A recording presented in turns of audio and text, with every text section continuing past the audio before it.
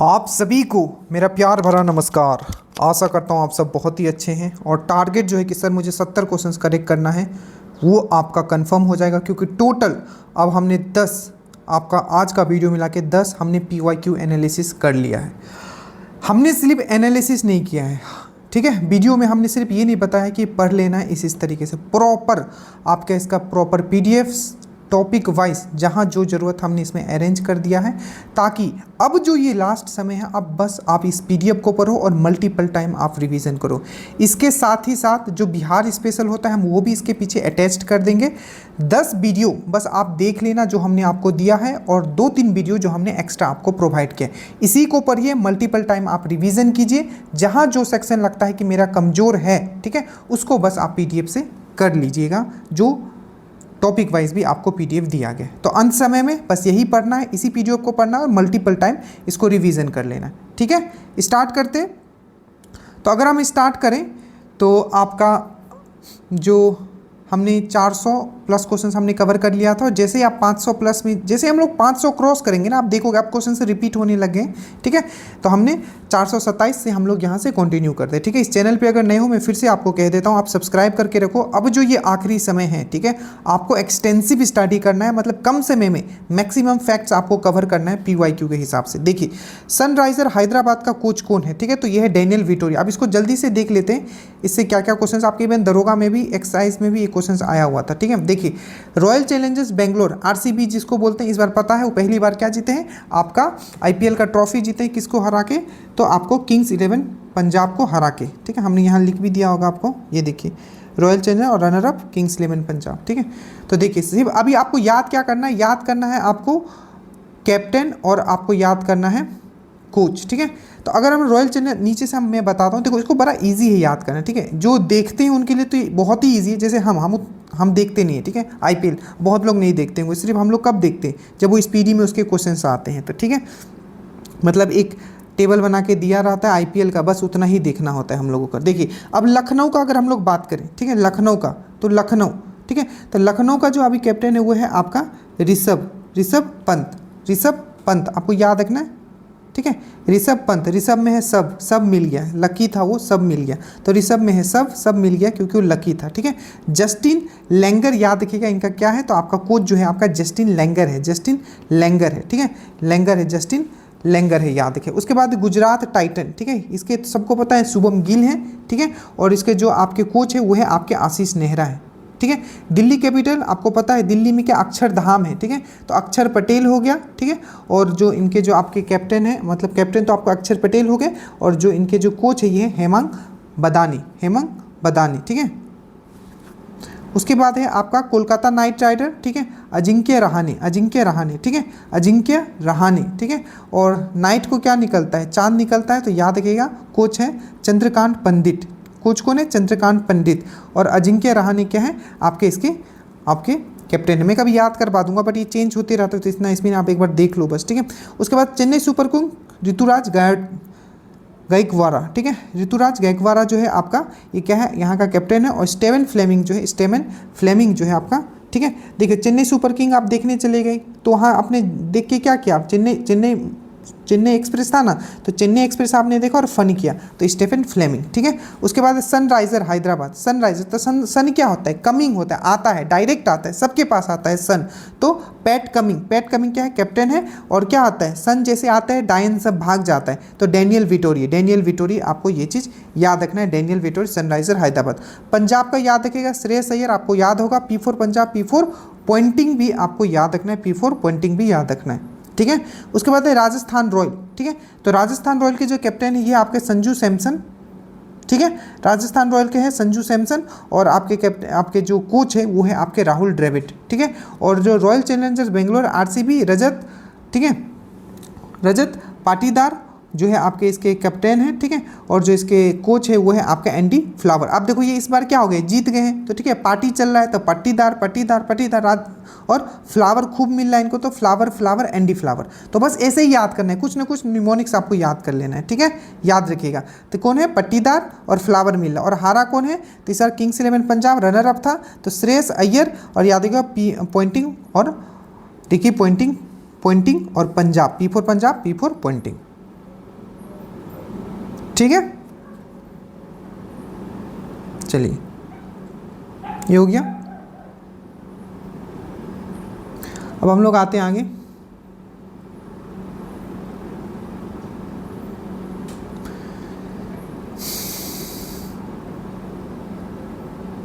ये सब हो चुका है, फिर से एक बार जल्दी से रिपीट करेंगे। कोशिका पावर हाउस किसको बोला जाता है? कोशिका का पावर हाउस किसको बोला जाता है? माइटोकॉन्ड्रिया को बोला जाता है। खोज किसने किया था? कोलिकर ने। नामकरण किसने किया था? बेंडा ने। एक एक पॉइंट से क्वेश्चंस आए हुए हैं, ठीक है। तो खोजा किसने था? कोलिकर ने, और नामकरण बेंडा ने किया था। याद रखिएगा डबल मेंबर सेल ऑर्गेनेल से, मतलब इसमें डबल परत होता है, ठीक है। इसमें क्या है? डबल परत होता है, डबल, ठीक है। तो याद रखिएगा क्या है? डबल मेम्ब्रेन सेल ऑर्गेनेल से कोशिकाएं, डबल मेम्ब्रेन कोशिका। क्रैब साइकिल कहाँ होता है? तो यहीं होता है, ठीक है।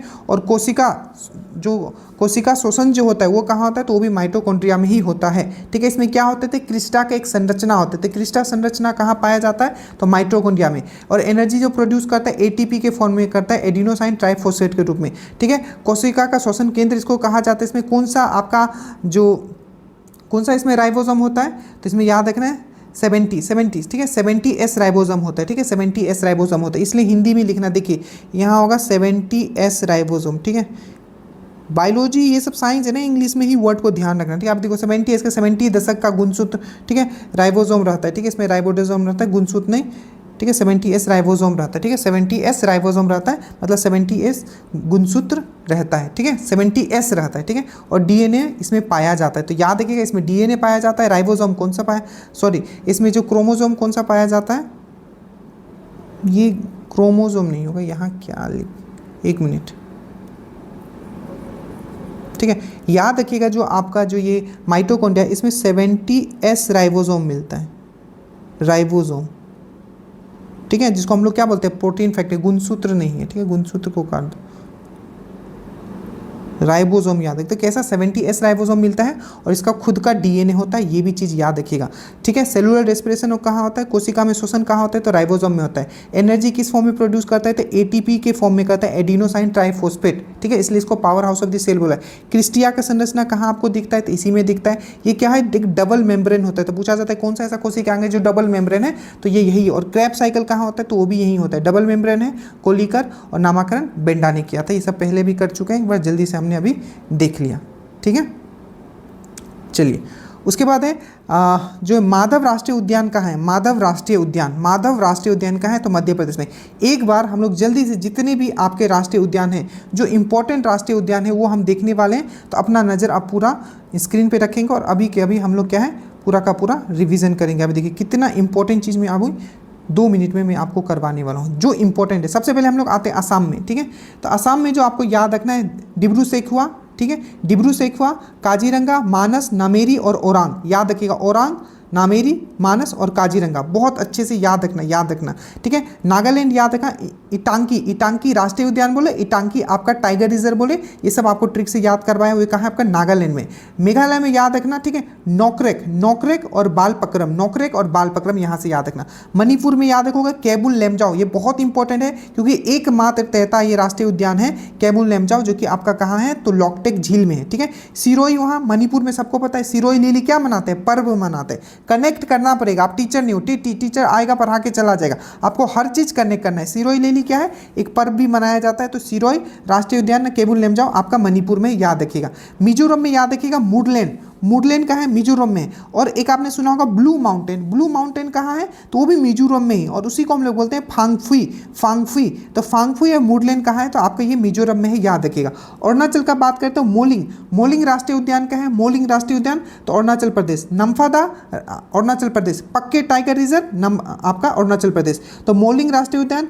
मॉर्निंग, सबसे पहले मॉर्निंग कहाँ होता है? क्योंकि सबसे पहले जो सूर्य निकलता है वो कहाँ निकलता है? अरुणाचल में निकलता है, ठीक है।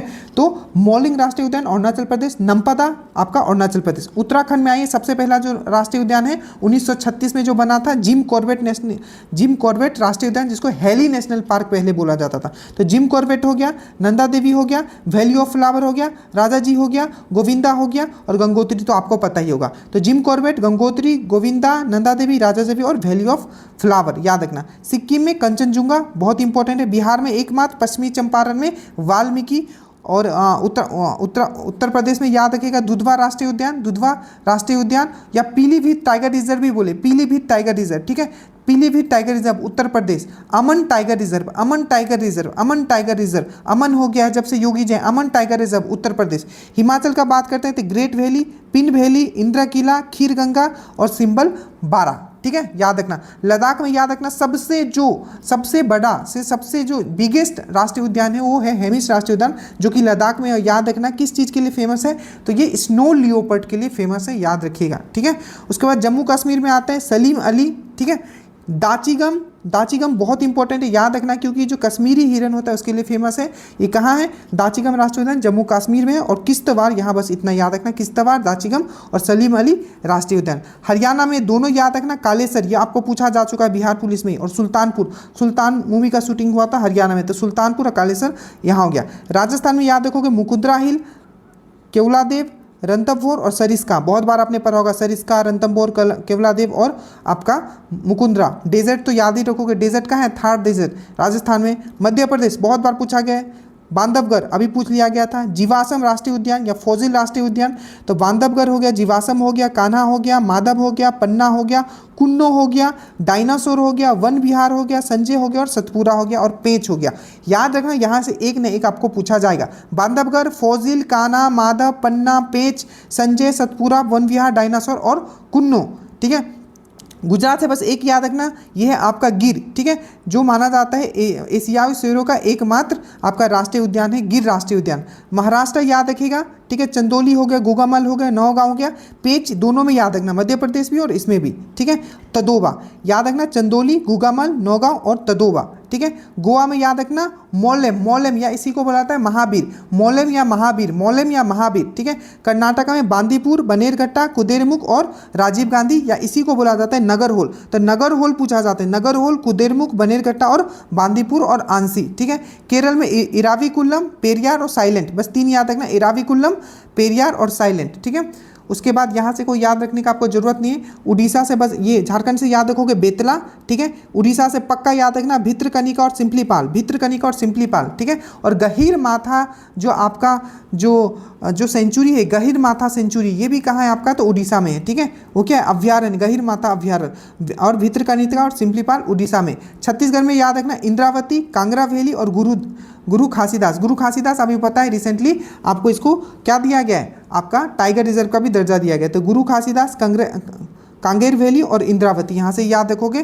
तमिलनाडु से बस याद रखना मुकुर्ती, ठीक है, और इंदिरा गांधी, गल्फ ऑफ मन्नार और गुंडे, ठीक है। और अंडमान एंड निकोबार से याद रखोगे रानी झांसीबाई और महात्मा गांधी। बस इतना ही आपको एक बार रिवीजन करना है, जब आप रिवीजन करोगे ये इसको आपको रिवीजन कर लेना है, ठीक है, समझ में आया। चलिए, तो यहाँ पूछा था कि माधव राष्ट्रीय उद्यान कहाँ है, मैंने अभी बताया, माधव हो गया, कुन्नो हो गया, फॉजिल हो गया, डायनासोर हो गया, ये सब कहाँ है, तो ये आपका मध्य प्रदेश में है, ये चीज़ आपको याद रखना है, ठीक है।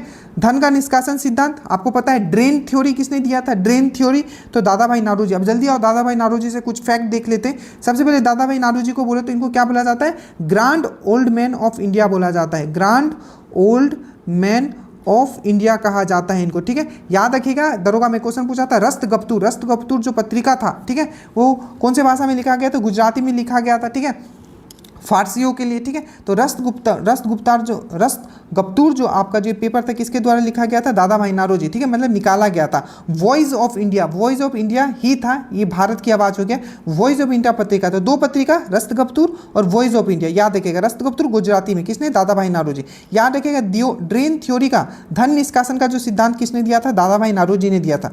Poverty and un British rule in India book किसने लिखा था, दादा भाई नारोजी ने लिखा था। याद रखिएगा, पूछा जाएगा पहला व्यक्ति जिसने प्रति व्यक्ति आय का नापन किया था वो कौन था भारत में, तो वह 1867 से 68 के बीच में इन्होंने ही किया था, जो कि 20 रुपया इन्होंने निकाला था। याद रखिएगा, 3 कांग्रेस सेशन के ये हेड थे, पहला है कोलकाता 1886, दूसरा है आपका लाहौर 1893 और तीसरा है आपका कोलकाता 1906। ये जो कोलकाता था ये दूसरा वाला था, ठीक है, तो ये पहले फारसी थे जो कि कांग्रेस के प्रेसिडेंट बने थे और दूसरे नंबर के कोलकाता में जो हुआ था, ठीक है। और याद रखिएगा, पहली बार स्वराज शब्द का जो प्रयोग किया गया था, ठीक है, वो तो आपको किया गया था दयानंद सरस्वती के द्वारा। बट अगर आपको बोले पहली बार जो स्वराज शब्द का यूज जो कांग्रेस के सेशन में किया गया था इनके ही द्वारा 1906 में कोलकाता में। याद रखिएगा ब्रिटेन में सांसद चुनने वाले एकमात्र भारतीय ये थे, ठीक है। तो ब्रिटेन में सांसद चुनने वाले एक पहले व्यक्ति कह सकते तो बाद में तो बहुत अब हुए, ठीक है। तो ब्रिटेन में सांसद चुनने वाले पहले व्यक्ति कौन थे? तो दादा भाई नारोजी। दो चीज़ याद रखना, ये बहुत इंपॉर्टेंट है। 1866 में ईस्ट इंडिया सोसाइटी, ठीक है, ये ईस्ट इंडिया एसोसिएशन का इन्होंने फॉर्मेशन किया था 1866 में, और 1865 में लंदन में इंडियन सोसाइटी का, ठीक है। ये दोनों लंदन में ही फॉर्म हुआ था, इंडियन सोसाइटी और ईस्ट इंडिया एसोसिएशन लंदन में ही हुआ था 1866 में ईस्ट इंडिया एसोसिएशन। ये बहुत इंपॉर्टेंट है, याद रखिएगा, ठीक है। सुनील छेत्री सबको पता है किस खेल को खेलते हैं, तो ये हमारे पहले के बहुत ही बेहतरीन आपके फुटबॉलर थे। डी गुकेश अच्छे से याद रखिएगा, ये चेस प्लेयर है। प्रज्ञानंद क्या है? प्रज्ञानंद ये भी आपका चेस खेलते हैं, याद रखिएगा। इसको ट्रिक से भी याद करवाया गया कौन क्या खेलता है स्टैटिक वाला में।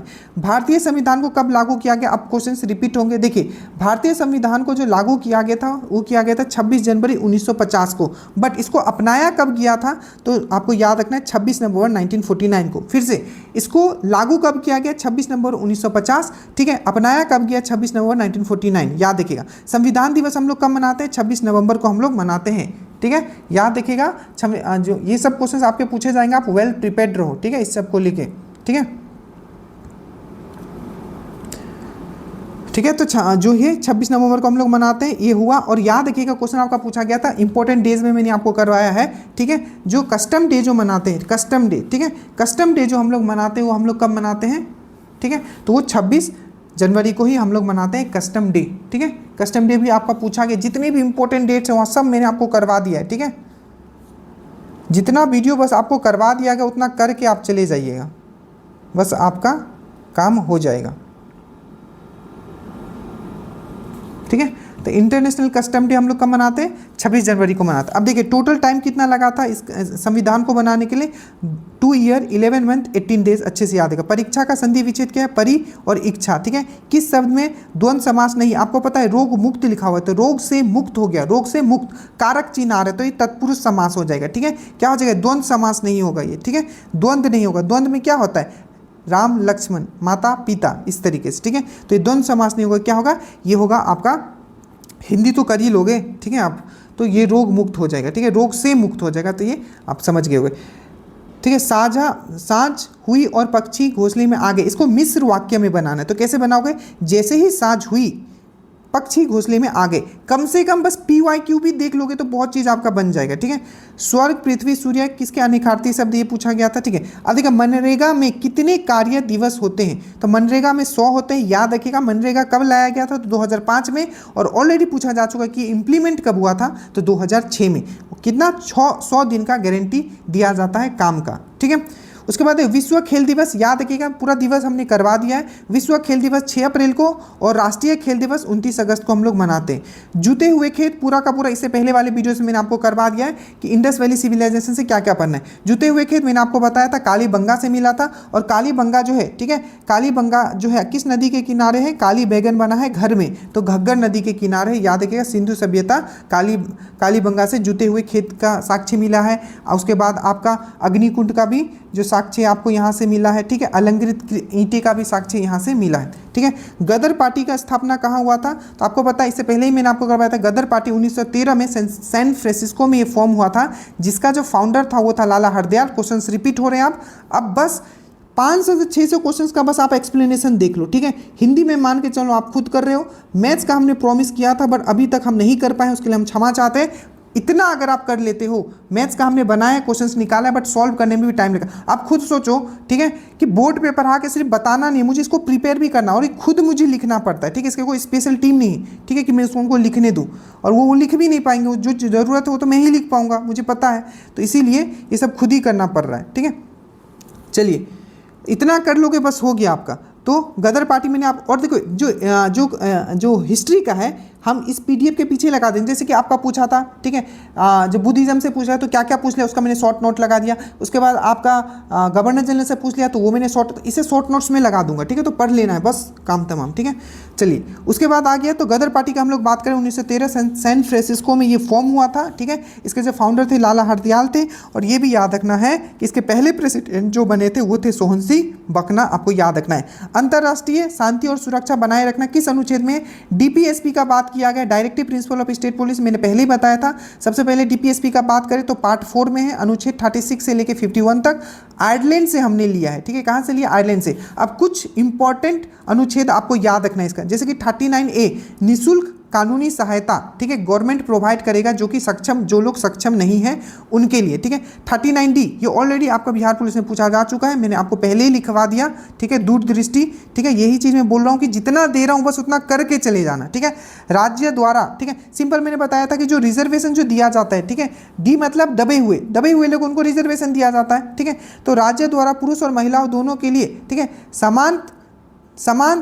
मतलब समान कार्य के लिए समान, ठीक है, यहाँ रिजर्वेशन नहीं है, समान कार्य के लिए समान वेतन देना, मतलब महिला और पुरुष को समान वेतन देने का जो बात किया गया 39D में किया है, ठीक है। दबे हुए थे आपके महिलाएं तो उनको क्या कर दिया? समान वेतन देने का। पंचायती राज के बारे में किस में बताया गया? 40 में।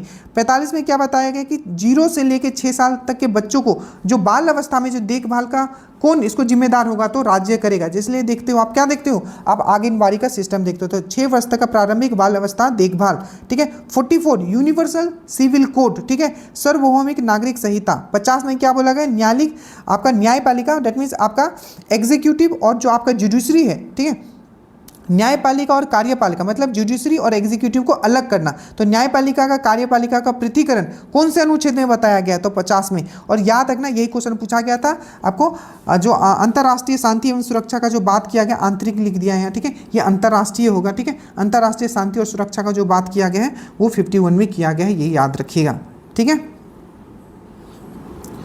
उसके बाद हम लोग आते हैं, और ये करंट में मैं कवर करूंगा, फरवरी तक कर दिया हूँ, 2 मंथ का मैं कवर करूंगा, 6 मंथ का तुरंत कवर कर लूंगा, ठीक है। ओडिशा, आप लोग क्या है सपोर्ट ही नहीं करते, देखो, ठीक है, कहाँ से कहाँ लोगों का चैनल पहुँच गया, अभी तक हम लोग का 1 लाख का क्रॉस नहीं हो रहा है। क्यों? क्योंकि बोर्ड पे नहीं किया जा रहा है। ये बोर्ड पे करूँगा, दिन भर आपका लाइव लेके बैठा रहा हूँ तो अभी 2-3 लाख सब्सक्राइबर हो जाते, ठीक है। बट हमको कम समय में ज़्यादा कंटेंट देना है। देखिए, उड़ीसा का मुख्यमंत्री किसे नियुक्त किया गया है? तो याद रखिएगा उड़ीसा क्यों न्यूज़ में था? जल्दी से बताओ, 2-3 आपका करंट आप यहीं से कनेक्ट कर रहे हो, ठीक है, ये फ्यूचर में भी काम आएगा। सबसे पहला उड़ीसा याद रखिएगा कि पहला नीति आयोग ने पहला क्या किया है? एक इंडेक्स जारी किया है जिसको बोला जाता है फाइनेंशियल हेल्थ इंडेक्स। तो फाइनेंशियल हेल्थ इंडेक्स में टॉप पे कौन है? उड़ीसा, याद रखना। दूसरा क्वेश्चन, राइस ATM कहाँ खोला गया है? उड़ीसा, याद रखना। और उड़ीसा के जो आपके अभी चीफ मिनिस्टर कौन है? मोहन चरण मांझी, और गवर्नर कौन है? आपका हरि बाबू, याद रहेगा। अब जल्दी से जितना कंटेंट मैं आपको यहाँ करवा दूंगा ना, 10 वीडियो देखोगे तभी कंप्लीट नहीं होगा। देखो उड़ीसा का अगर हम लोग बात करें, ठीक है, तो याद रखना कुछ पर्व, जैसे कि रज पर्वा हो गया, नुआखाई हो गया, तो रज पर्वा नुआखाई ये कहाँ मनाया जाता है? उड़ीसा में। Next question, financial health index में टॉप पे कौन रहा है जो नीति आयोग जारी किया है? तो उड़ीसा रहा है। नेक्स्ट पूछा जाएगा राइस ATM कहाँ लगा है? तो आप बोलोगे उड़ीसा लगा है, ठीक है। और गहिर माथा जो अभ्यारण्य है, ठीक है, जो कि ओलिव टर्टल के लिए फेमस है, वो कहाँ है? तो वो भी आपका उड़ीसा है, ठीक है, याद रखिएगा सब। किसने हेल्थ साथी योजना लॉन्च किया है? ये आपका, डोंट वरी, करंट में हम लोग कवर कर लेंगे, ठीक है। खेलो अस्मिता योगासन कहाँ शुरू हुआ है? तो बिहार में हुआ था 2024 में। खेलो इंडिया यूथ गेम जो 2025 वाला हुआ है, कहाँ हुआ है? बिहार में हुआ है। मैस्कोट क्या था? गज सिम्मा था। और इसमें टॉप पे कौन था? महाराष्ट्र हुआ है। बिहार का रैंकिंग कितना था? 15 था, याद रखिएगा, इसका डिटेल हमने पहले कर लिया। BPCL ने कहा ड्रोन आधारित, ये मैंने करवाया था उस समय, करंट का था ये, ठीक है, कि BPCL ने कहा ड्रोन आधारित वन रोपण परियोजना स्टार्ट किया है, तो बिहार में। किस IIT ने सुंदर पिचाई को डॉक्टर का उपाधि दिया है? तो यह आपका IIT खड़गपुर, ठीक है। द्रौपदी, देखो IIT वाले क्वेश्चंस पूछे जाते हैं, ठीक है, तो जितने IIT वाला मैंने करवाया कि कौन सा IIT क्या निकाला है तो एकदम ध्यान रखना। जैसे कि कौन सा IIT है जो जंजीबार में अपना कैंपस खोलेगा, तो आप बोलोगे IIT मद्रास, ठीक है, इस टाइप के क्वेश्चन। द्रौपदी मुर्मू का संबंध किस राज्य से? तो याद रखिए उड़ीसा, मयूरभंज जिला, और ये किस एसटी ट्राइब से आती है, क्योंकि एसटी है तो संथाल ट्राइब से आती है, ये भी चीज़ आपको याद रखना है। शहीद दिवस कब मनाते हैं? 30 जनवरी, ये सब मैं करवा चुका हूँ। भारत में राष्ट्रीय आपातकाल, ये सब हो चुका है, सब रिपीट हो रहा है। देखो क्वेश्चन, भारत में राष्ट्रीय आपातकाल 3 बार लगा था। पहला बार 1962 में भारत चीन का युद्ध, दूसरा जब बांग्लादेश को मुक्त कराया जाता है 1971 में, और लास्ट वाला आंतरिक अशांति से इंदिरा गांधी लगाती है, तो 1962, 1971 और 1975। विदेशिया पुस्तक का भाषा कौन है? भोजपुरी है, याद रखना। 2-3 डांस भी याद रखना, जैसे विदेशिया डांस बिहार का है, जट जाटनी बिहार का है, ठीक है, तो जट जाटनी हो गया, विदेशिया हो गया, ये सब कहाँ का डांस है? तो ये बिहार का डांस है, याद रखिएगा। बिहार का स्थापना दिवस 22 मार्च 1912 को हुआ था। मगध साम्राज्य की प्रारंभिक राजधानी, ये सब चीज़ कर चुके हैं। मगध साम्राज्य के मैंने बताया था कि 3, कितने डिटेल में आपको मैंने करवा दिया, कुछ भी बाहर नहीं जाएगा। मैंने बताया था कि जो महाजनपद 16 महाजनपद में 3 महाजनपद बिहार में थे। अभी के हिसाब से देखो तो ये मगध, जिसका राजधानी प्रारंभिक राजधानी राजगिरी था और आगे चल के पाटलिपुत्र बनाया गया। दूसरा यहाँ अंग का क्या था? चंपा था। और यहाँ था आपका वज्जी, ठीक है, वज्जी जिसका आपका क्या था? वज्जी जिसका क्या था? वैशाली था। और वज्जी का ही पार्ट कौन था? लिच्छवी, जो कि पहला गणतंत्र राज्य था, ठीक है। ये सब मैंने आपको करवाया था। ध्वनि पूरा का पूरा मैंने करवा दिया आपका। ध्वनि क्या है? एक आपका क्या है? तो एक यांत्रिक तरंग है। क्या है? एक यांत्रिक तरंग है। डेट मीन्स क्या है? आपका एक मैकेनिकल वेव है, इसलिए क्या होता है? निर्वात में वो नहीं चल सकता है। ये सब चीज़ करवा दिया है। और याद रखिएगा, पूछा जाएगा कि कौन सा ऐसा मेटल है, ग्रुप डी से डायरेक्टली इन्होंने क्वेश्चन कॉपी कर लिया है कि कौन सा ऐसा मेटल है जिसमें कि आपका जो साउंड का स्पीड सबसे ज़्यादा होगा, तो वो होगा एल्यूमिनियम। अच्छे से याद रखिएगा, एल्यूमिनियम। बट अगर स्टील दिया होगा, स्टील मेटल नहीं है, धातु नहीं है, वो क्या है? एलॉय है, मिश्र धातु है। अगर स्टील दिया होगा तो सबसे ज़्यादा स्टील, और धातु दिया होगा तो आप मेटल मारना, मतलब आप एल्यूमिनियम मारना, ठीक है। एक्स और वाई क्रोमोसोम जब मिलेंगे तो क्या उत्पन्न होंगे? बहुत डिटेल में मैंने आपको समझाया था, ठीक है। क्या होगा? तो लड़का होगा। मैंने क्या बताया था? 23 पेयर प्लस XX होगा तो क्या होगा? ये लड़की होगा, ठीक है। और 22 पेयर, ठीक है, 23 तो ये 46, ये 22 होगा ना, 22, 24, 25, 26, ठीक है, ये भी 22 होगा, ठीक है। तो 22 पेयर, ठीक है, प्लस XY होगा तो क्या होगा? ये लड़का होगा। तो 22 पेयर प्लस XY तो लड़का, 22 पेयर प्लस XX तो ये लड़की, ठीक है। चांदी का सापेक्ष, अब इस टाइप के क्वेश्चंस आपको डायरेक्टली आपको लिख के रख लेना है कहीं, क्योंकि ये सब जब रिपीट होगा तो सेम डाटा के साथ होगा। पूछा गया था कि चांदी आपको पता है, चांदी का अगर मैं एटॉमिक नंबर का बात करूं तो कितना है? जल्दी से बताओ। सिंबल क्या है? तो 47 इसका एटॉमिक नंबर होता है। सिंबल क्या है? ये है, ठीक है, याद रखिएगा। क्या है? आप याद रखिएगा, ठीक है। चलिए, और देखिए, तो ये पूछा कि सापेक्षिक घनत्व कितना है, मतलब रिलेटिव डेंसिटी कितना है इसका, ठीक है। तो ये 10.8 है, किसका? आपका सिल्वर का। गोल्ड का कितना है? 19.3 है, ठीक है। और सबसे ज़्यादा किसका होता है? ऑस्मियम का, क्योंकि पता है सबसे जो भारी जो आपका धातु है, ठीक है, वो है ऑस्मियम। और उसका कितना होता है? आपका घनत्व का बात करें तो 22.59 होता है। यहाँ पूछा था चांदी का तो 10.8, गोल्ड का पूछेगा तो 9 और बढ़ा देना 19.3, और सबसे ज़्यादा 22.59 ऑस्मियम का, याद रखना, ठीक है। गतिज ऊर्जा सबसे अधिक किस में होगा? गतिज ऊर्जा मतलब क्या होता है? आपका वो होता है काइनेटिक एनर्जी। क्या लिखते हैं? Half mv²। तो m तो कांस्टेंट है, ये भी है, तो v सबसे ज़्यादा किस में होगा? गैस में होगा, सिंपल है। तो गैस में क्या होता है? काइनेटिक एनर्जी सबसे ज़्यादा होता है, ठीक है। गैस में क्या होता है? काइनेटिक एनर्जी सबसे ज़्यादा। काइनेटिक एनर्जी का फॉर्मूला याद रखिएगा, हाफ mv²। m यहाँ द्रव्यमान है, मास है, v यहाँ वेलोसिटी है। मैक्सिमम कब होगा? गैस में होगा। उसके बाद यांत्रिक ऊर्जा याद रखिएगा, डेट मीन्स पोटेंशियल एनर्जी याद रखिएगा। इसका फॉर्मूला क्या होता है? mgh। m क्या है? द्रव्यमान, g है यहाँ गुरुत्वाकर्षण त्वरण, एक्सेलरेशन ड्यू टू ग्रेविटी, और h जो है कितनी हाइट पे ले जाते हो, ठीक है। जैसे कि पूछा जाता है कि खींचे हुए जो आप खींचते जो, ठीक है, जैसे कि खींच के आप तीर रखते हो, उसमें कौन सा एनर्जी है? तो पोटेंशियल एनर्जी है, याद रखिएगा। और एक बार पूछ लिया कि जो उड़ते हुए चिड़िया में कौन सा एनर्जी है? तो उड़ रहा है चिड़िया, तो उसमें पोटेंशियल और काइनेटिक दोनों होगा, क्योंकि ऊपर भी है और ये चल भी रहा है, ठीक है। पावर का फॉर्मूला याद रखना, पावर होता है VI या v²/r। v जो वोल्टेज है इसको हम लोग W/Q भी लिखते हैं, ये सब आपका पूछा जाएगा, ठीक है। पावर इक्वल टू VI होता है। V मतलब यहाँ वोल्टेज, ठीक है, I मतलब यहाँ करंट, ठीक है, और R मतलब प्रतिरोध, that means resistance. V equal to W/Q भी होता है। W क्या होता है? आपका कार्य, दैट मीन्स वर्क डन, ठीक है। और Q क्या है? चार्ज, दैट मीन्स आवेश, ठीक है, याद रखना। V इक्वल टू IR भी होता है। I है करंट, R है आपका resistance. I equal to Q/T भी होता है, आप अच्छे से याद रखना। I इक्वल टू Q/T भी होता है। और Q को हम लोग क्या लिख सकते हैं? जो कि चार्ज है, आवेश है, NE। N क्या है? नंबर ऑफ इलेक्ट्रॉन, और E क्या है? एक इलेक्ट्रॉन पे चार्ज। तो Q को NE बाई टी भी लिख सकते हैं। क्यू है टोटल चार्ज, एन क्या है नंबर ऑफ चार्ज, और ई क्या है एक इलेक्ट्रॉन पे चार्ज। तो एक क्वेश्चन में पूछा जाता है कि अगर 1 एम्पेयर हमें चाहिए तो कितना इलेक्ट्रॉन पास करना होगा, तो 6.25 10⁻18 इलेक्ट्रॉन पास करना पड़ेगा अगर हमें 1 एम्पियर करंट चाहिए होगा। तो अच्छे से याद रखना ये सब चीज़, ठीक है।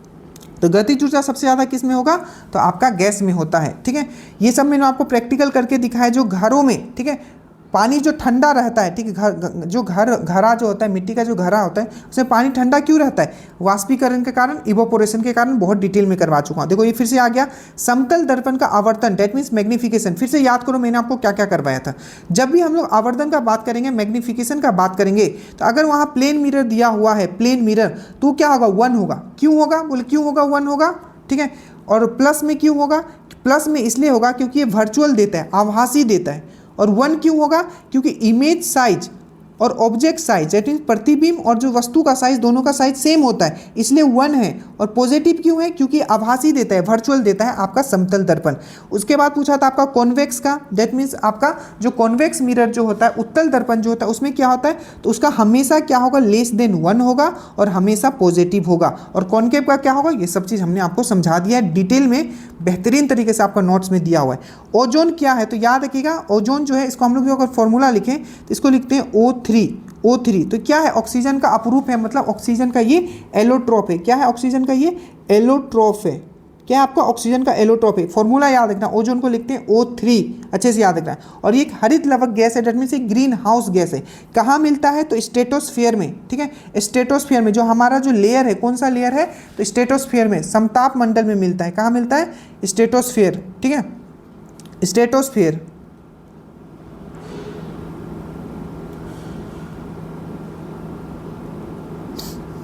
तो आपको पूछा जाएगा कहाँ मिलता है, तो आपका समताप मंडल में मिलता है, ठीक है। सबसे पहले क्या है, तो इसका फॉर्मूला ये क्या है, एलोट्रोप है, किसका है, ऑक्सीजन का, O3 लिखते हैं। और ये क्या मतलब, ये क्या है, तो ओजोन है, और क्या है, एक ग्रीन हाउस गैस है। दूसरा ये कहाँ मिलता है, तो समताप मंडल में, मतलब स्ट्रेटोस्फीयर में। इसका काम क्या है, तो यूवी जो रेज होता है उससे हमें बचाता है। ओजोन डे हम लोग कब मनाते हैं, तो 16 सितंबर को मनाते हैं। और ओजोन संरक्षण के लिए हमने क्या किया था, मॉन्ट्रियल प्रोटोकॉल किया था। मॉन्ट्रियल प्रोटोकॉल कब किया था, 1987 में किया था, आपका कनाडा में। अच्छे से याद रखना, ठीक है, याद रहेगा। उसके बाद ये फॉर्मूला याद रखना, फॉर्मूला वाला मैंने एक सीट आपको दिया था, उसमें ये भी लिख लेना, फिटकिरी का फॉर्मूला क्या होता है, तो लास्ट में है 24H2O।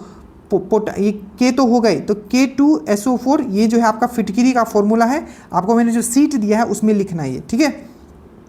वायुमंडलीय दाब किससे नापते हैं, तो बैरोमीटर से नापते हैं, सबको पता है, ठीक है। तो वायुमंडलीय दाब कितना होता है, तो 1013.25 मिलीबार, 1013.25 मिलीबार। ये सब डायरेक्ट आप याद रखोगे, ठीक है, फैक्ट बेस्ड क्वेश्चन है। A person who loves everybody, बहुत ही अच्छा, सबको पता है। एल्ट्रुइस्टिक, फिलेंथ्रोपिस्ट, एल्ट्रुइस्टिक आप बोल सकते हो। फिलेंथ्रोपिस्ट तो क्या होता है, जो सबके लिए काम करता है, जो बहुत ही परोपकारी होता है, उसको फिलेंथ्रोपिस्ट आप बोल सकते हो। यहाँ एल्ट्रुइस्टिक आप कह सकते हो, a person who loves everybody. Idiom, ठीक है, मुहावरा है, टू क्राई हुल, बोलते हैं ना, जो किसका मतलब बोलते हैं ना, झूठ का जो रो रहा है उसको क्या बोलते हैं यार, सियाल का आंसू है, मतलब, ठीक है, सियाल का आंसू मतलब झूठ का आंसू है। सी टू क्राई हुल्फ, ठीक है, हुल्फ का जैसे क्राई कर रहा है, मतलब सियाल का आंसू है, मतलब क्या है, टू गिव ए फॉल्स इला, मतलब झूठा कुछ चीज़ दे रहा है, ठीक है। The correct spelling of a lascivious, lascivious का होता है LASCIVIOUS। लेसिवियस मतलब क्या होता है, to desire of sexual feeling, ठीक है, सेक्सुअल फीलिंग को व्यक्त करने को हम लोग लेसिवियस बोलते हैं, ठीक है। द करेक्ट स्पेलिंग ऑफ एनेमिटी, तो एनेमिटी का होता है ENMITY जो होता है, इसका ये होता है एनिमिटी, मतलब जो आपका शत्रु होता है, एनमिटी, ठीक है। उसके बाद ओपन आई का पहला कर्मचारी नियुक्त हुआ है प्राग मिश्रा, ठीक है। वैश्विक अपराध सूचकांक में, तो इंडेक्स वाला मैं आपको करवाऊंगा, ठीक है, टॉपिक वाइज में आगे आगे करवाते जा रहा हूँ, ठीक है। तो ये है आपका रूस था उस समय। उसके बाद है तुमसे बोला नहीं जाता, वाक्य में किस मतलब किस वाच्य का उदाहरण है, तो भाव वाच्य का है, तुमसे बोला नहीं जाता। छंद कितने प्रकार के होते हैं, ये सब याद रखना। जो छंद जो होता है, छंद छंद छंद 3 प्रकार के, छंद छंद छंद 3 प्रकार के, छंद छंद 3 प्रकार के, ठीक है। अब ये सब देखो, सब रिपीट हो रहा है क्वेश्चन। अब राष्ट्रपति कितने सांसद को सदस्यों को नियुक्त करता है, तो 12 को करता है, सबको पता है, ठीक है। और ये संसद के बारे में बहुत ही डिटेल में मैंने आपको करवा दिया, सिर्फ 2 वीडियो मैंने करवाया, प्लीज़ देख लेना आप पॉलिटी वाला, आपका जब एग्जाम से निकलोगे हंसते हंसते निकलोगे, ठीक है, तो ये कर लेना। हॉकी इंडिया ने किस वर्ष को आगामी खेल के लिए, ये करंट का क्वेश्चन देखिए, लिक्विड में लगाने वाला दाब किसी सिद्धांत पर काम करता है। बहुत ही अच्छा क्वेश्चन है, 3 चीज़ आपको हमेशा याद रखना है, pascal law, Newton law, Bernoulli law और आर्किमिडीज प्रिंसिपल, ये 4 पे ही मैक्सिमम क्वेश्चन पूछा जाता है। तो जो पानी पे जो प्रेशर लगता है वो पास्कल सिद्धांत पे काम करता है। लिक्विड पे लगने वाला दाब किस सिद्धांत पे कार्य करता है, तो ये पास्कल लॉ पे करता है। इसी देखिए पास्कल लॉ का एग्जांपल देखो, जो हाइड्रोलिक लिफ्ट होता है, जिसकी गाड़ी को देख तो ऊपर एकदम उठा देता है, तो हाइड्रोलिक लिफ्ट हो गया, हाइड्रोलिक ब्रेक हो गया, जैक हो गया, पंप हो गया, जहां भी हाइड्रोलिक आएगा, हाइड्रो मतलब क्या, पानी, तो जहां भी हाइड्रोलिक आएगा, hydraulic lift, hydraulic brake, hydraulic jack, hydraulic pump, सब जगह पास्कल लॉ लगता है। इसको समझाएंगे बाद में, अभी बस याद रखो। बर्नौली प्रिंसिपल क्वेश्चन पूछा जाता है, जो एरोप्लेन जो उड़ता है, ठीक है, उड़ता जो है, ये किस सिद्धांत पे काम करता है, तो बर्नौली प्रिंसिपल पे। और जो आपका लेक्टोमीटर है, लेक्टोमीटर आपने पढ़ा होगा, शुद्धता नापता है, ठीक है, या आपका हाइड्रोमीटर हो गया, ठीक है, ये दोनों जो है किस सिद्धांत पे काम करता है, आर्किमिडीज प्रिंसिपल के सिद्धांत पे काम करता है, ये चीज याद रखना। कालेसर मैंने अभी करवाया, कालेसर राष्ट्रीय उद्यान का है, हरियाणा में है, ठीक है। बिहार का पहला राष्ट्रीय उद्यान कौन सा था, तो ये वाल्मीकि राष्ट्रीय उद्यान, जो कि पश्चिमी चंपारण में, और वाल्मीकि टाइगर रिजर्व भी है, ये याद रखिएगा। ये सब जो आपका पश्चिमी चंपारण में है, बहुत ही अच्छे से हम लोग इस डिस्कस कर चुके हैं। राष्ट्रीय युवा दिवस बहुत अच्छे से हमने बात किया है। राष्ट्रीय युवा दिवस जो 12 जनवरी को मनाया जाता है आपका स्वामी विवेकानंद के जन्मदिन पे, वही 23 जनवरी को जो हम लोग मनाते हैं पराक्रम दिवस जो मनाते हैं, वो देश नायक आपका देश नायक हम लोग जो है, देश नायक किसको बोलते हैं हम लोग, तो सुभाष चंद्र बोस को बोलते हैं। और एक क्वेश्चन आपको लिए पूछ लिया गया था कि जो सुभाष चंद्र बोस हैं, ठीक है, जो बापू या राष्ट्रपिता, सबसे पहले महात्मा गांधी को किसने बोला था बापू या राष्ट्रपिता, तो आप बोलोगे बापू या राष्ट्रपिता किसने बोला था, तो इन्होंने ही कहा था। कल ही मैंने आपको पूरा का पूरा पुस्तक करवाया, मैंने आपको पूरा एक सीट दिया था, इसी PDF में लगा होगा। नील दर्पण किसने लिखा है, दीनबंधु मित्र ने लिखा है। मानव नेत्र का न्यूनतम जहां वो अच्छे से देख सकता है 25 सेंटीमीटर, और सबसे दूरी का इसका रेंज कितना होता है, तो दूरी का जो होता है ये इन्फिनिटी होता है, ये चीज आपको याद रखना है, ठीक है। सामने का 25 सेंटीमीटर और दूरी का आपको याद रखना है 25 दूरी का इन्फिनिटी, इनफाइनाइट, और सामने का आपका 25 सेंटीमीटर। आंख की स्टडी को क्या कहते हैं, ऑप्थोमोलॉजी, चलो मैं लिखूंगा नहीं, आप दिमाग में लगाओ। आंख की स्टडी को क्या कहते हैं, ऑप्थोमोलॉजी। नेत्रक गोलक का साइज कितना था, उसका व्यास डायमीटर कितना था, तो 2.3 सेंटीमीटर। आंख में कौन सा लेंस होता है, तो कॉन्वेक्स लेंस होता है, उत्तल लेंस होता है। आंख का कौन सा वाला पार्ट है जो मरने के बाद डोनेट किया जाता है, तो कॉर्निया किया जाता है। पावर ऑफ एकोमोडेशन, संयोजन की शक्ति, ठीक है। अगर आप इंस्टाग्राम फॉलो करते हो तो वहां ड्रीम ड्रो सर्च कर लेना, साइंस में मास्टर हो जाओगे। बहुत चीज हम प्रैक्टिकल तरीके से करवाते हैं, तो अगर करते हो तभी कीजिएगा, नहीं तो कभी भी इंस्टाग्राम यूज मत कीजिएगा अगर आप लोग नहीं करते हो तो, ठीक है।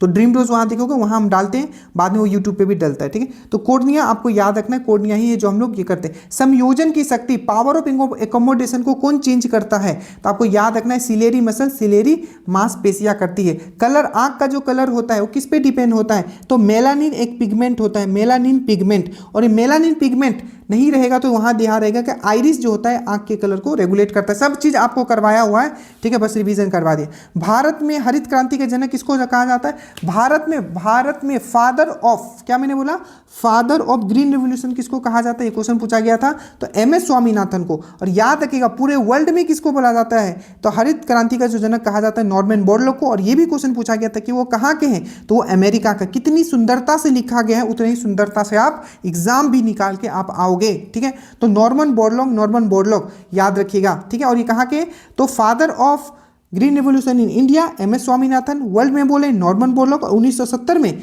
नॉर्मन बोरलॉग को शांति के लिए नोबेल पुरस्कार भी मिला था। भारत में MS स्वामीनाथन को हरित क्रांति के जनक, इनको भारत रत्न 2024 में मिला है। और एक क्वेश्चन पूछा जाता है, जो हरित क्रांति है, ये जो ग्रीन रिवोल्यूशन है, ये इस वर्ड को किसने दिया था, तो विलियम गॉड ने दिया था।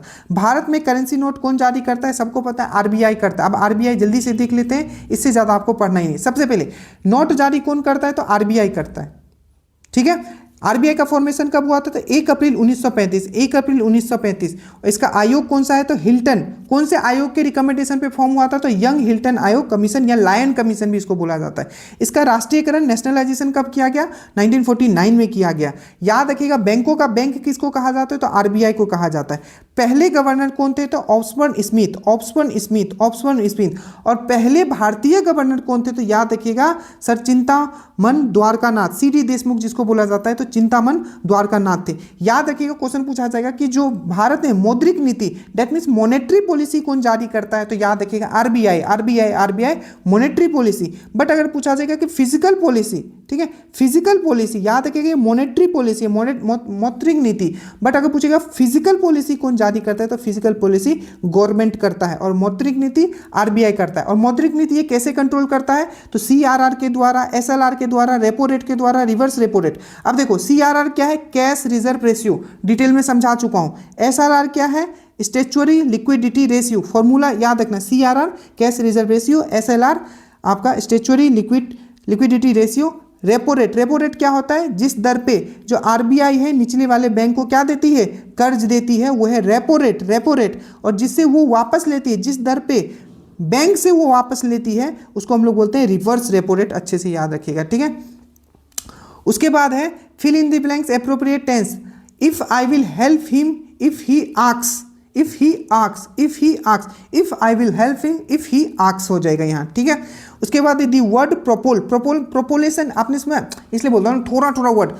अभी जितना भी आसपास अगर आप देखते हो तो हर जगह क्या बात चल रहा है अभी कि जो आपके शुक्ला जी कहाँ गए हैं? शुक्ला जी, ठीक है, शुक्ला जी कहाँ गए हैं? तो इंटरनेशनल स्पेस स्टेशन गए। तो जो लेके जाएगा तो रॉकेट में होता है प्रोपोल्सन सिस्टम, प्रोपोल्सन सिस्टम। तो प्रोपोल मतलब होता है टू ड्राइव, टू ड्राइव, वही कनेक्ट करना है। गंगा नदी बिहार में किस जिले में प्रवेश करती है? सब डिटेल में करवाया हुआ। गंगा नदी का बात करें, ठीक है, तो बक्सर चौसा से एंटर करती है, ठीक है। टोटल 12 डिस्ट्रिक्ट से होकर गुजरती है। नेक्स्ट, सबसे ज़्यादा लंबे समय तक ये आपका पटना में रहती है। इसमें आपका जो आपका कोसी नदी है कहाँ के मिलती है? तो कुर्सेला कटिहार में आके मिलती है। सब चीज़ करवाया हुआ है, प्लीज़ आप जाके देख लीजिएगा। बिहार में राज्यसभा की सीट कितनी है? सब चीज़ करवाया है। राज्यसभा का 16 है, राज्यसभा का 16 है, लोकसभा का 40 है, विधानसभा का 243 है और आपका विधान परिषद का 75 है। सब चीज़ हो चुका है, ये सब चीज़ सब रिपीट हो रहा है। साइमन कमीशन जिसको हम लोग क्या बोलते थे? श्वेत कमीशन भी बोलते थे, क्योंकि इसमें एक भी भारतीय नहीं था। तो पूछा गया कि साइमन कमीशन भारत कब पहुंचा था? तो 3 फरवरी 1948 को। अब इससे क्या क्या फैक्ट्स बनते, इससे कनेक्ट क्या क्या हम दिल्ली से सुन। देखो सब लोगों ने क्या नारा लगाया था? Go back Simon, go back Simon, go back Simon, go back Simon.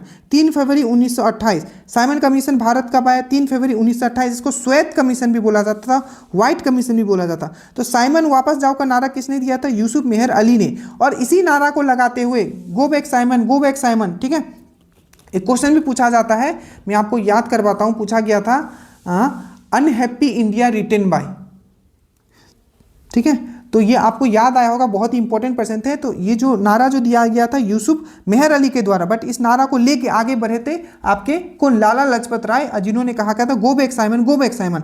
और इन्होंने एक बुक भी लिखा था लाला लाजपत राय, वो है आपका अनहैप्पी इंडिया, क्योंकि इनको मार दिया गया था ना, तो अनहैप्पी हो गए पूरा, अनहैप्पी इंडिया। इनको माथा पे क्या मार दिया गया था? बहुत लाठी मार मार के इसको मार दिया गया था। और उस समय उधर का जो आपका जो लीडर था, ठीक है, जो भी मतलब इन लोग क्या बोले थे? Go back Simon, go back Simon, ठीक है। तो वहाँ का जो मैजिस्ट्रेट था उस एरिया का, उसका नाम था स्कॉट, ठीक है, स्कॉट। तो स्कॉट ने ये सब करवाया था, ठीक है, उनको मरवा दिया मार मार के। तो अब क्या होगा, कुछ कुछ पॉइंट याद रखो। सबसे पहले कब आया आपको याद रखना है? 13 फरवरी 1928 को आया। इसको क्या बोला जाता था? श्वेत कमीशन भी बोला जाता। गो बैक साइमन का नारा किसने दिया? यूसुफ मेहर अली ने दिया। अब इनको मार दिया गया, ठीक है, लाला लाजपत राय को। कौन सा बुक इन्होंने लिखा? अनहैप्पी इंडिया इन्होंने लिखा।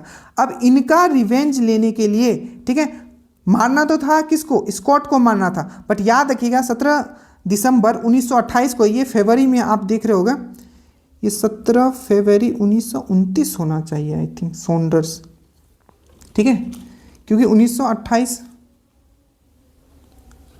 Saunders killed in which year? Then I think 17 दिसंबर, ठीक है, इसको हम लोग देख लेंगे। ठीक है। तो सबसे पहला साइमन कमीशन, ठीक है। तो साइमन कमीशन आने से पहले ही क्या हो गया था, उसका ये चल रहा था, ठीक है। तो इसीलिए आई थिंक ये पहले इनको मार दिया गया था, ठीक है। तो याद रखिएगा जॉन सॉन्डर्स को जो मारा गया था, ठीक है, ये 1928, एक बार डेट में देख लूंगा। तो जॉन सॉन्डर्स को इन्होंने मारा था, ठीक है। और याद रखिएगा किसने मारा था, तो आपको याद रखना जॉन सॉन्डर्स को किसने मारा था, तो राजगुरु, और आपको उसके साथ कौन था, तो भगत सिंह था। याद रखिएगा भगत सिंह से हमेशा क्वेश्चन पूछा जाता था कि नौजवान सभा किसने फॉर्म किया था, तो भगत सिंह।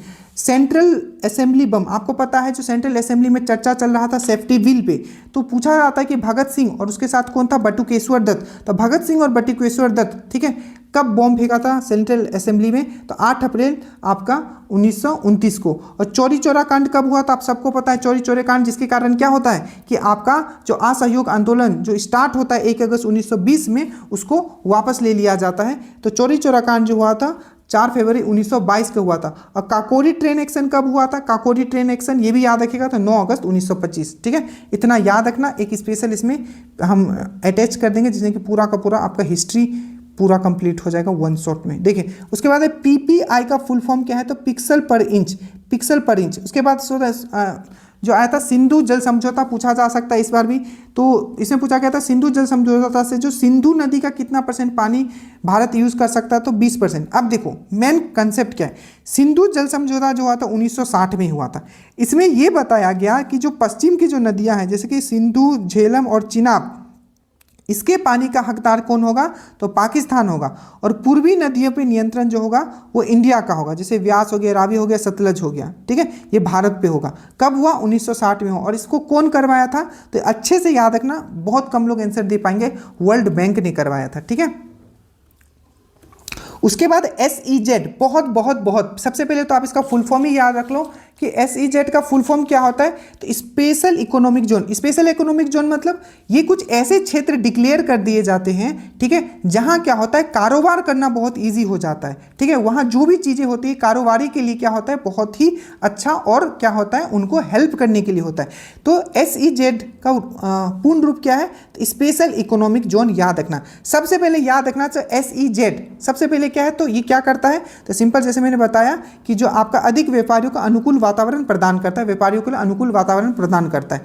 सबसे पहले SEZ कब इंट्रोड्यूस किया गया था, तो 2000 में किया गया था। बट ये एक्ट पास कब हुआ, तो 2005 में हुआ जून में। और ये इंप्लीमेंट कब हो गया, तो 2006 में। सबसे पहले इंट्रोड्यूस कब हुआ, 2000 में, ठीक है। पास कब हुआ, एक्ट कब बना, 2005 में। और इंप्लीमेंट कब हो गया, 2006 में। और पहला जो स्पेशल इकोनॉमिक जोन जो बनता है, मैंने आपको बताया वही था कि कांडला, आपने पढ़ा होगा, कांडला बंदरगाह जो कि गुजरात में है, एक ज्वारिया बंदरगाह है, प्लस उसको स्पेशल राइट मिला हुआ है आपका स्पेशल इकोनॉमिक जोन का। तो कांडला एक्सपोर्ट प्रोसेसिंग जोन जो था ये पहला आपका स्पेशल इकोनॉमिक जोन था। यही सब चीज़ लिखा हुआ है यहाँ आपका, ठीक है।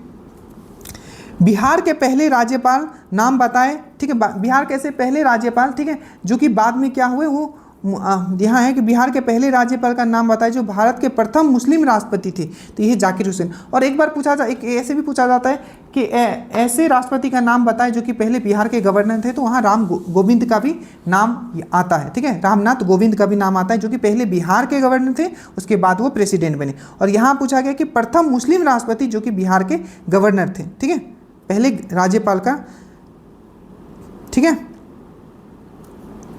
और देखो बिहार का क्षेत्रफल कितना, ये सब चीज़ हम लोग कर चुके हैं। 94,163 स्क्वायर किलोमीटर, जो पूरे इंडिया का कितना है, 2.86% है। एरिया वाइज देखें तो हम लोग कितने नंबर पे हैं, 12वें नंबर पे हैं। और जनसंख्या घनत्व के हिसाब से देखें तो कितने नंबर पे, पहले नंबर पे 1106 है हमारा जनसंख्या घनत्व, ठीक है। और एरिया वाइज कितना है, 12 नंबर में। परसेंटेज में देखें तो 2.86। और अगर हम लोग एरिया में देखें तो 94,163 स्क्वायर किलोमीटर, सब चीज़ हम लोग कर चुके हैं, ठीक है। क्षेत्रफल के अनुसार भारत का सबसे बड़ा, सबको पता है, राजस्थान है। और बिहार का रैंकिंग कितना है, तो आपका 12वां नंबर है, ठीक है। आयनस त्रिपुट ये उस समय का है, ठीक है। देखिए किस देश को सादो सोने की खदानों का यूनेस्को विरासत में दर्ज किया गया है, तो जापान।